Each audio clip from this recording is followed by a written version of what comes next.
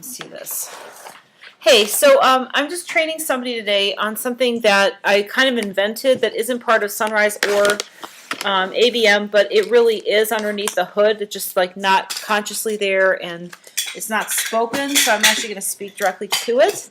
So what it is I have this theory of the inner and outer loop in the brain, and it's I'm autistic, so I actually know this works. This is true for me too, and I see it in my daughter. So maybe it just works for people with Asperger's, but everybody eventually goes through Asperger's on the way to recovery. So it's kind of true for everybody at some time or another if they're going to be at that level of development. So I have somebody here in my program that I'm training. I figured like rather than doing this multiple times, I would just teach everybody, including people at home, if they want to listen. Okay, so in the Sunrise program is based on a model of how the mind works that is a really simple sort of a conceptual model. And then I'm going to get back to the thing about that's new. This is the thing that's our and I think it's all backwards because of the way the camera works, but this says stimulus, belief, response, where when we focus on something in our brain, that's the stimulus, whatever it is. It can be like I'm looking outside today and it's like raining, so I can notice that it's raining and that's the stimulus. It can be that I feel like there's a chair under my body that is like the corner's kind of poking my leg a little bit. That's another kind of stimulus. It's like real. It's not a belief. It's demonstrable. It's incontrovertible. Everybody would agree with it, regardless of whether they were like a different religion, a different culture. And a computer, if we can get one to detect it, would detect the same thing. So when you say like the grass is green, everybody in the world has a word for green, and a computer can tell the wavelength for that word and would also identify the grass is green. That's what we call stimulus. Beliefs are what how we interpret stimulus. We'll get to the core of this in a second. Just follow along. So the beliefs are our filter that we use to make sense of anything. So if something is staring at something like a slug is staring at a picture and you're staring at a picture, the slug is not having any reaction because it doesn't really have any beliefs about a picture. And a person who can't speak or is super not developed may have trouble or impaired amount of beliefs and trouble creating beliefs, etc. But a regular person with normal development has beliefs about all kinds of things they use to take care of themselves. Like if this person here, can I use your name? Yeah. Okay, so Shelby, yeah, my daughter's here too. So she throws like a rock at me. If she picks up an item off the table, I can tell by the item. So go ahead and pick up an item just for fun. Like there, it's a light item. So here she is. She's holding a light item. Don't put your hand on screen just for fun. Here, so here's her hand. We don't say what the item in it. Oh. So now she picks it up and she starts throwing that at me. I'm not even going to say it, but you know if that's thrown at you, you're not going to go and move out of the way, right? Now pick up something heavy, like the candle, like the big candle, right? Now put that on screen. Now everybody there, no one, if you were a slug, you wouldn't know what to make of that versus, but we all know that that's a heavy item, right? Now she goes to throw that at me, I'm going to jump out of the way and I'm going to try to like do this and everything. So that's a belief. That belief came from we had heavy things dropped on our feet and we had heavy things thrown at us like a heavy, like one of those like real icy snowballs versus a light puffball. We knew the difference, right? Those are beliefs. They're physical modeling of the world, and they're also things like beliefs about what we think people's interpretations are. Like I might think that she's here, she might drop something on my foot, and whether I believe she did it intentionally or by mistake makes a huge difference what I do next. Because if she thinks she did it on purpose, I'm going to like grab a weapon or a shield, right? But like if I think she says, oh, whoops, that whoops tells everyone it's a mistake and now I can be at ease. So that we have a lot of these signals, social signals, that my daughter definitely picked up on being autistic that were unusual, that we signal to each other that was not intentional, so we can all be comfortable. So getting back to beliefs though, we react to our stimulus by either an emotion or an action or both. And actually we believe it's both ABM and the Sunrise program. We believe that people have responses to things, that cognition and feeling is a kind of movement, and physical movement is a movement. So if she picks up a heavy item and tries to throw it at me, and let's say this wasn't my house, I might just leave. But I probably would leave because I'd be believing that she might be going to hurt me next, and that I'm upset about it and worried, and that's the feeling, and then I leave. So there you can see that there's a stimulus. There's my belief about the stimulus, and then my response. And if I think it's an accident, I might say, oh, haha, we might joke. And so I'd have a very different response. Now, this gets to what happens with autistic people. Oh, by the way, this top level where it goes stimulus directly to response, is what most people think. Most people don't know about this beliefs piece. This is the magic of the option process and the Sunrise program, which is what helps us help our kids out of autism. We can talk more about this in a different video. So this is, I'm just saying, kind of disregard this. This is what normal people do. They assume that you make me mad, she scared me. We know that the belief is what's doing it in the Sunrise program. But here, this is kind of an aside. Here's the thing, though. Autistic people, at least Aspergerian type people like me and my daughter, where she is right now, we focus on a feedback loop. This part is the part, the stimulus can be what we're thinking. It can also be what we're seeing in the present. And autistic people are kind of stuck in a loop that's all about what we saw in the past and what we know already. So I just drew this picture. Okay, so just did this a second ago. So it's as if this is my child who has autism, it's as if her stimulus, there's like this loop going in here where the brain is like, what am I seeing? Like, what am I sensing? How should I react to that to take care of myself? What am I sensing? What am I believing about that? Reaction. What am I sensing? What am I believing about reaction to take care of yourself? Her loop is like all about internally, what am I thinking? What did I just think? What did I see that I thought about in the past? And then literally, it's like she's not reporting on what do I actually see right now? What is coming into my ear right now? Like, what am I doing with my hand, right? Her loop is like this. I'll just draw it for better or worse. It's like I don't know if you can see it. It's like an arrow that just keeps repeating itself. And then there's another version of the loop. So she's always saying, in her case, and lots of autistic kids, they see videos and they know the video because they've seen it. And real life goes by one time. There's no way to review it and to formulate the sentences and practice them. She, however, and I'm going to talk to Shelby here because I'm training her. My daughter, however, has all these videos that she's seen. Even if you've seen a video twice, that's one more time than you ever see anything in real life. You know, that's exactly the same. So she's super expert. Let me make sure this is clean real quick. So she's super expert at memorizing both the events in the video that's unlike real life and the response to it. Oh, did Arthur hit DW when she threw the airplane out the window? Did Arthur get mad? Did DW cry? And this is what we do all day. So suddenly I realized she's not actually she's not reporting on what she sees, and she's not trying to formulate new clumsy sentences the first time. She wants to please us. She wants to be able to have a conversation where she feels like she's not stumbling. And we've communicated in some way that's really important. So now she's like, well, look, I'll just take these things I know super well, and I'll report about them because you've helped me fix and patch those sentences, and I'll just give you that. And then I'll do it again. And then I'll ask you, did we see Arthur, punch her? And she'll ask me that 5 times the same day. So it's like I suddenly realized, let's strengthen the outer loop. Instead of her brain focusing on, and this example would be, I saw Arthur. This is the stimulus. I remember.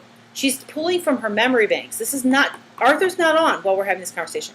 I remember Arthur she's basically saying, did Arthur hit DW? She's looking inside, and she's looking to her hard drive. To use an analogy from the computer world, she's going to her hard drive. She's pulling up an old memory. She's saying, did we see Arthur punch DW? And then she might say, did he get mad? We're still in the stimulus zone, or maybe a belief because he didn't maybe say it. And he says, I'm mad. He's mad. Anyway, so, and then we just keep going back and forth to this in her brain. Like, it's a memory bank. It's not what she's actually seeing. So I thought, let's strengthen the outer stimulus loop.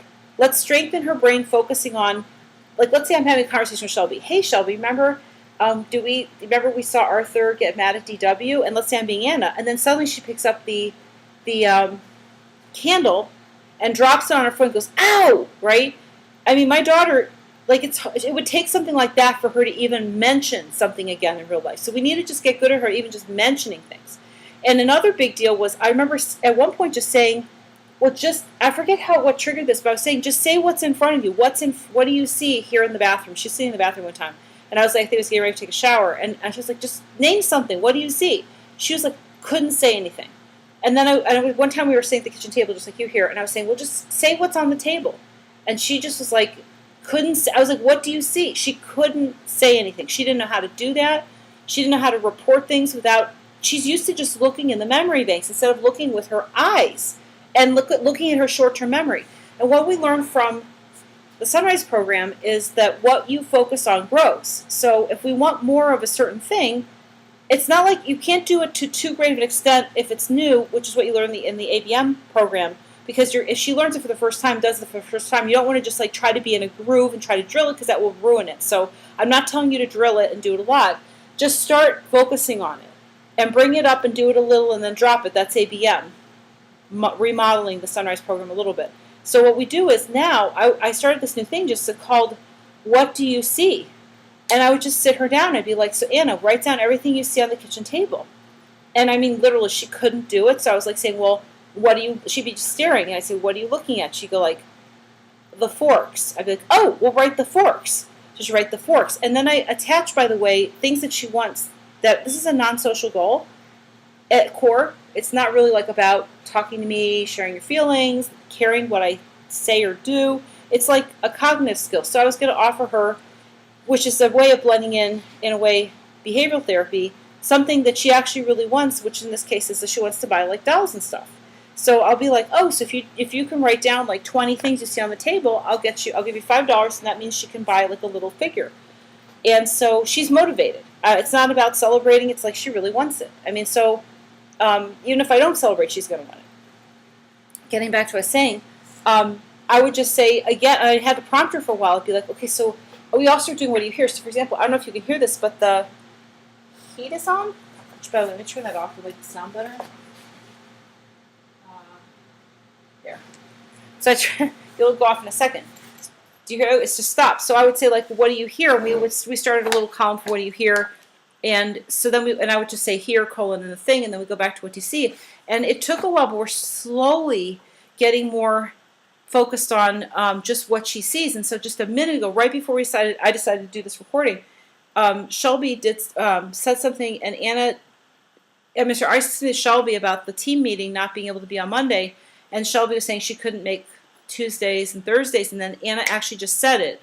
And that's actually a big deal. She just about never comments on things that just happened. That was so normal. Oh my gosh. But the thing is, because I'm looking for it. Now here's the thing I was going to say. This absolutely should be in the Sunrise model, and if it's not, we're adding it. It's not just about the loop and being present enough to say what you see. She also doesn't mention recent events. So, for example, whenever forgetting about just happening to see something in the moment, even saying something from like 5 minutes ago or a day ago, is a huge big deal. So, for example, I started a page that was just like what happened yesterday, and started that with her. And at first I said, okay, so I thought, well, she doesn't know what yesterday is, so she often is guessing. She's so into either a memory bank or maybe right now, I want a cookie. Memory bank, cookie. I want a cookie. Like, she's not even thinking about anything in between. So having her focus on yesterday is a big deal. So I was like, let's focus on yesterday a little bit. And so I just said, and let me just say as an aside, she's still struggling with the stage 4 when things happen goal.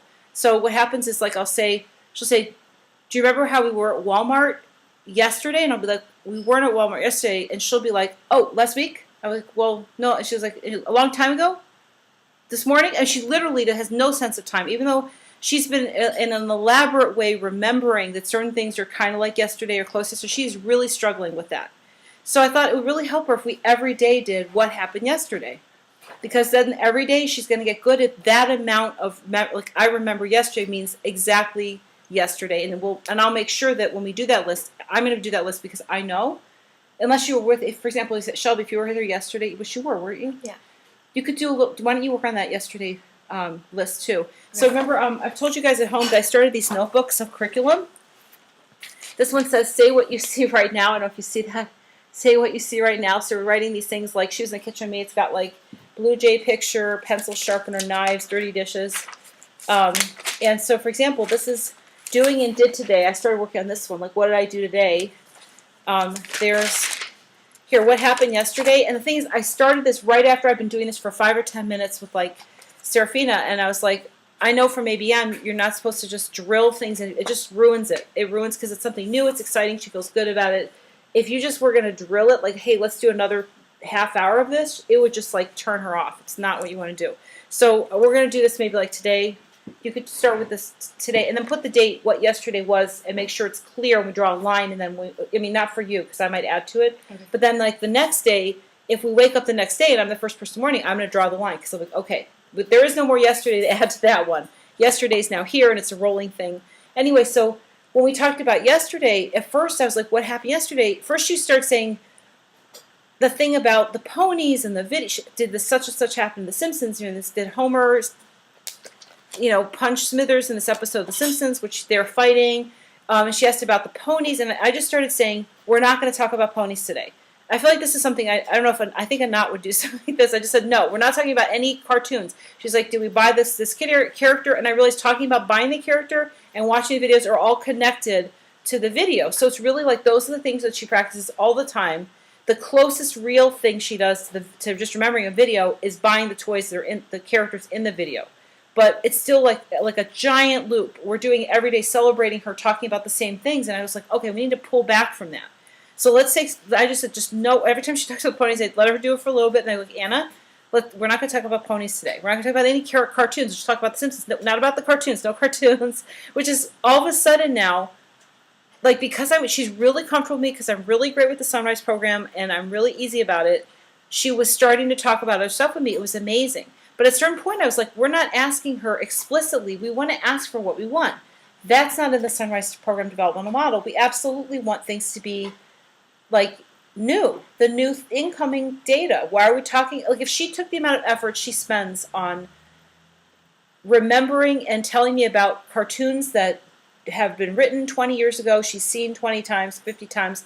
If she spent that energy rehearsing anything, learning anything, she'd be so good at it. And it's just as a parent and with an autistic kid, it's so frustrating to see your kid rehearse and other people like watching Tom's Train Engine or whatever it is a million times. You're like, oh my gosh, couldn't they just rehearse like addition one time?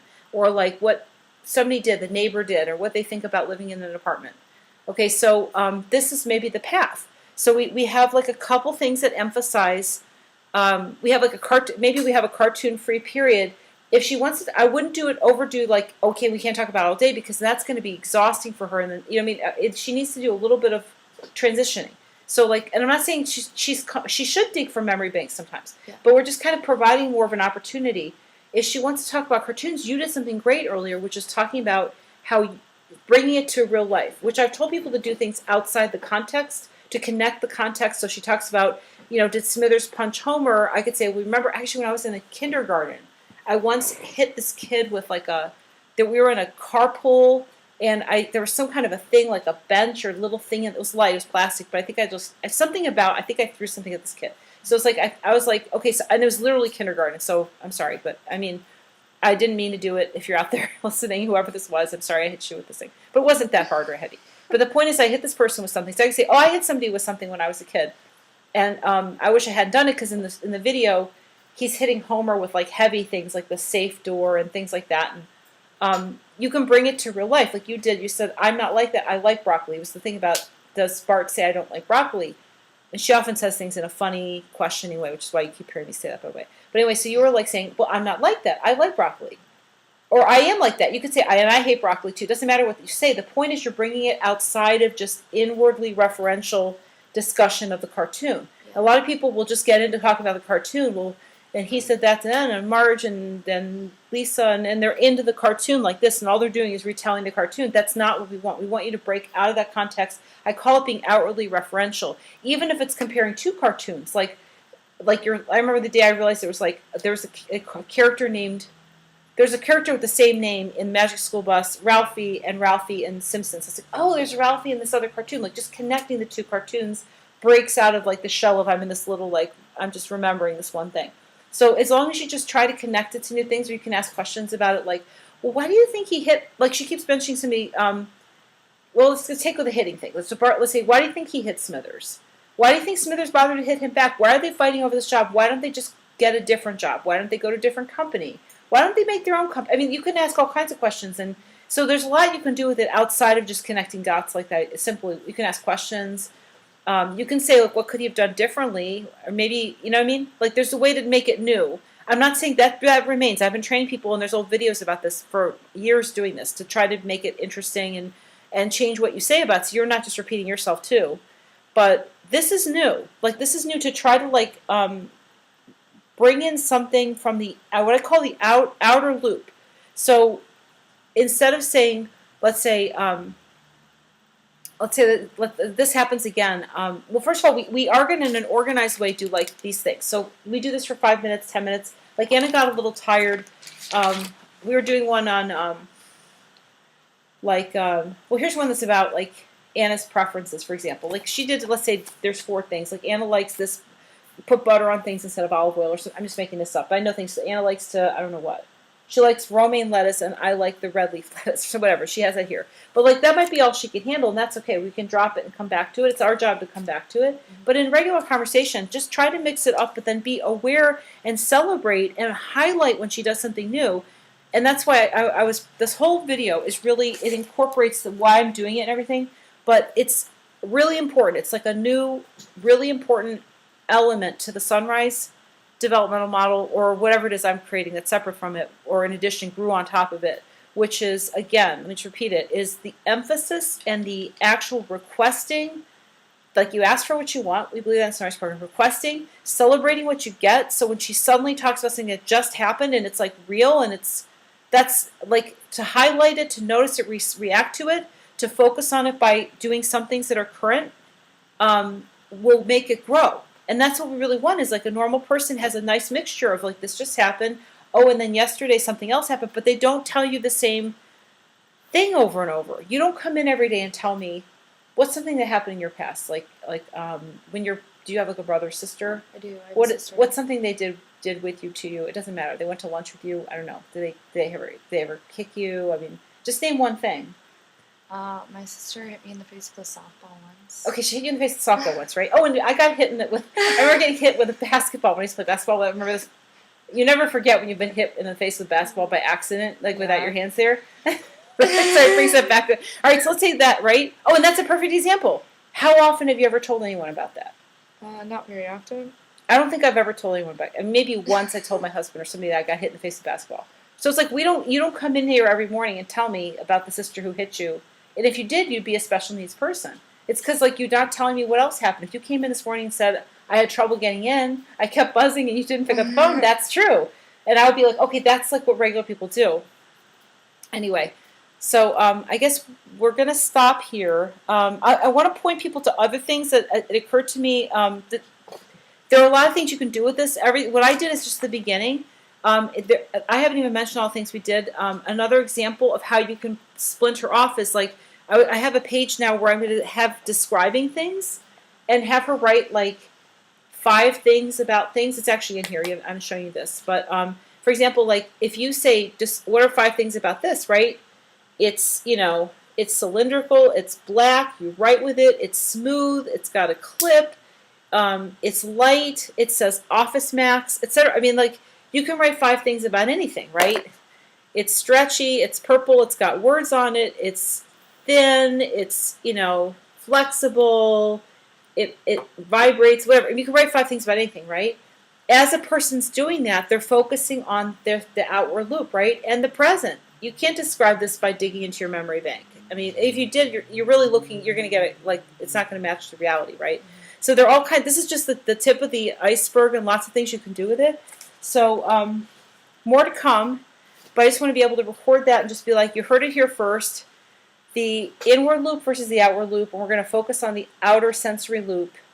And by the way, that's why ABM in substantial reason works, is because when you're moving a person's body through new directions and it feels good and interesting, like, that person, while inadvertently, without even, I don't want to say without the permission, but if they're lying there on your table, I mean, there's some permission, but it feels great when you do ABM, but you're doing these things that they seem like not important, right? But the whole time you're doing this, that person's brain is present. It has to be on the outer loop. That's why it works. I think that's why it works. It's one of the big reasons. There's also, you're introducing variations, but you are rehearsing being present with every other sense by being present with the physical sense while you're being worked on in ABM.